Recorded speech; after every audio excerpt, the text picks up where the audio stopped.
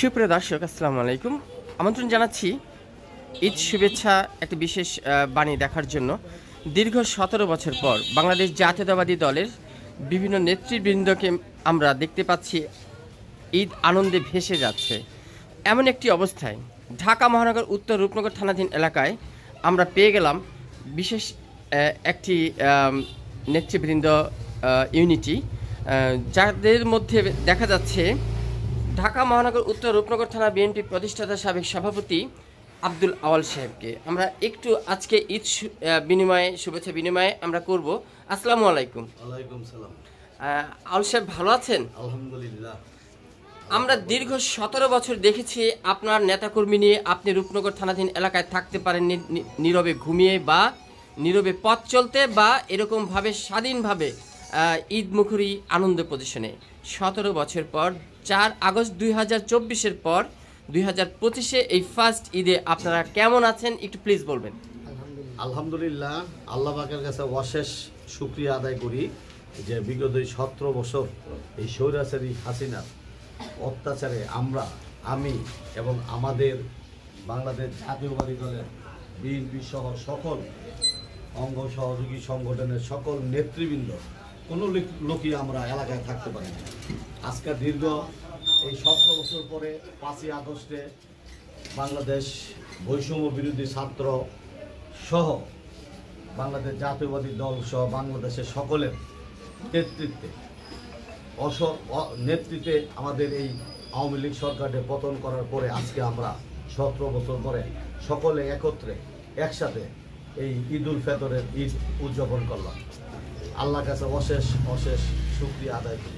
ধন্যবাদ। একটা বিষয় আমাদের খুব নজরে এসেছে, এই বিষয়টা জানতে চাচ্ছি। সেই বিষয়টা হলো ঢাকা 16 আসনে ইতিমধ্যে জাগ্রত চেতনা যিনি মাঠ গরম করেছেন এবং এমপি ক্যান্ডিডেট হিসেবে আমরা যাকে দেখছি শফিকুল ইসলাম মিল্টন, বাংলাদেশ জাতীয়তাবাদী যুব দলের সাবেক একজন ফ্রিডম যুব জাগরণ সৃষ্টিতে যার অবদান, সেই শফিকুল ইসলাম মিল্টন সাহেবের সাথে দেখি আপনি একজন সহযোদ্ধা হিসেবে মাঠে কাজ করছেন।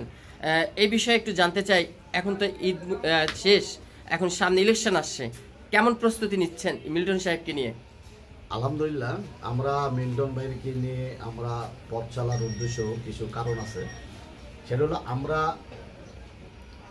রাজপথ থেকে আজকে আমরা এখানে আসছি, ছাত্রদল সংগঠন করছি।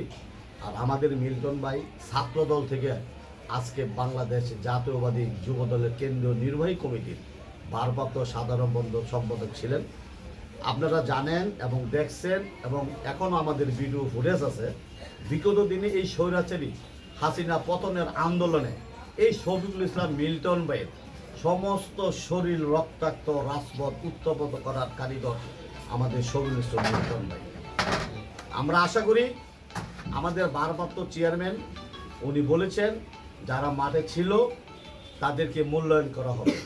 যদি সত্যিকারই তাই হয় তাহলে এই 16 আসন থেকে আশাবাদী ইনশাল্লাহ শফিকুল ইসলাম মিল্টন ভাইয়ের বিকল্প নেই। আমরা চাই এই 16 আসন থেকে মিল্টন ভাইকে মনোনয়ন দেওয়া হোক। তাহলে হবে কি, আমরা যারা তৃণমূল থেকে উঠে আসা কর্মী আছি সকল কর্মীর মূল্যায়ন করা হবে ইনশাল্লাহ। যারা হাইব্রিড অল্প কিছুদিনের মধ্যে রাজনীতিতে সক্রিয় হয়েছে, যারা 5 তারিখের পরে আওয়ামী লীগের সাথে যারা ছিল, যাদেরকে দিয়ে আজকে এই কমিটি গঠন করা হয়েছে এবং এই প্লট দখল চাঁদাবাজি করতেছে, তাদেরকে দিয়ে কিন্তু সংগঠন চলবে না। আর যারা আমরা নিবেদিত প্রাণ দলকে ভালোবাসি, বিগত দিনে 17 বছর কারা নির্যাতিত, নিজের সংসার কোথায় ছিল, আমরা কোথায় ছিলাম, আমরা অনেকেই অজানা। এই দল করে অনেকে সংসার হারিয়েছে। তাদেরকে যদি আমাদের শফিকুল ইসলাম মিল্টন ভাইকে মনোনয়ন দেওয়া হয় তাহলে শফিকুল ইসলাম মিল্টন ভাই যেহেতু এই পল্লবী রূপনগর মাটি থেকে ছাত্রদল সংগঠন থেকে আজকে যুবদলের কেন্দ্রীয় কমিটির ভারপ্রাপ্ত সাধারণ সম্পাদক ছিল, উনি প্রত্যেকটা লোকের চিনে, কে কোথায় ছিল, কে জেল খাটছে, কার নামে মামলা হয়েছে, কার নামে হামলা হয়েছে।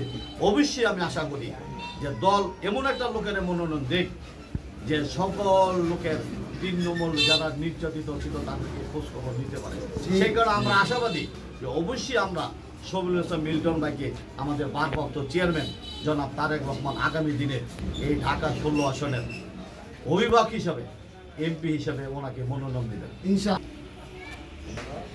সুপ্রিয় দর্শক, আমরা আওয়াল ভাইয়ের পাশে যাকে দেখছি,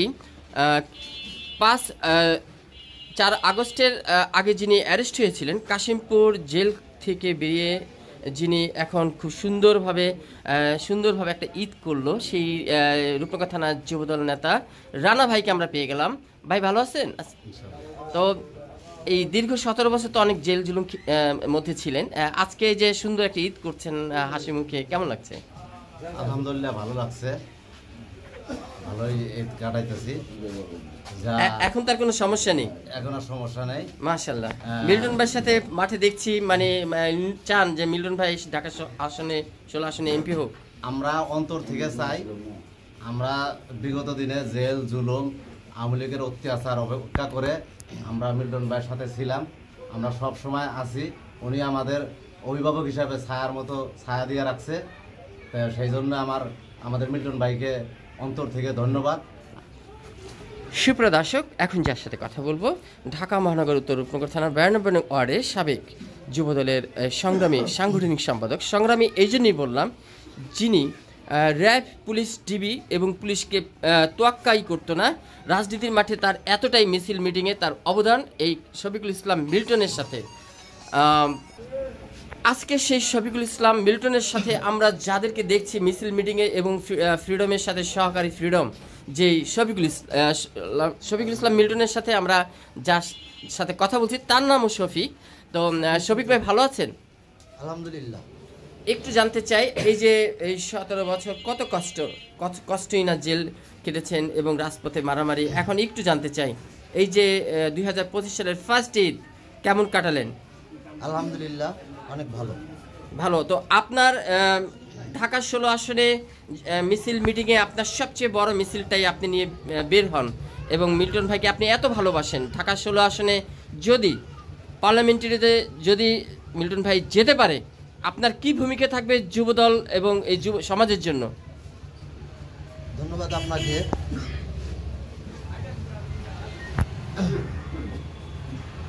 আপনি যে প্রশ্নটা করলেন যে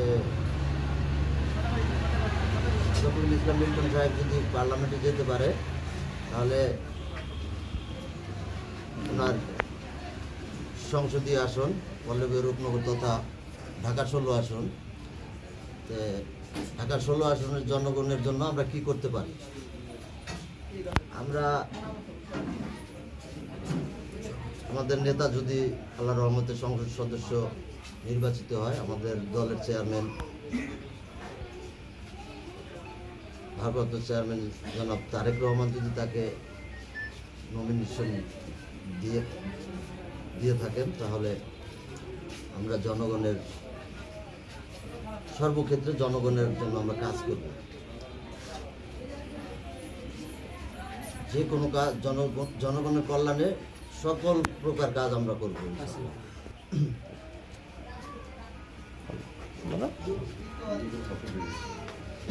পবিত্র ঈদ উল ফিতর উপলক্ষে বাংলাদেশ জাতীয়তাবাদী যুবদল কেন্দ্রীয় নির্বাহী কমিটির সাবেক সম্মানিত ভারপ্রাপ্ত সাধারণ সম্পাদক, সংসদীয় ঢাকা 16 আসন বিএনপির অভিভাবক,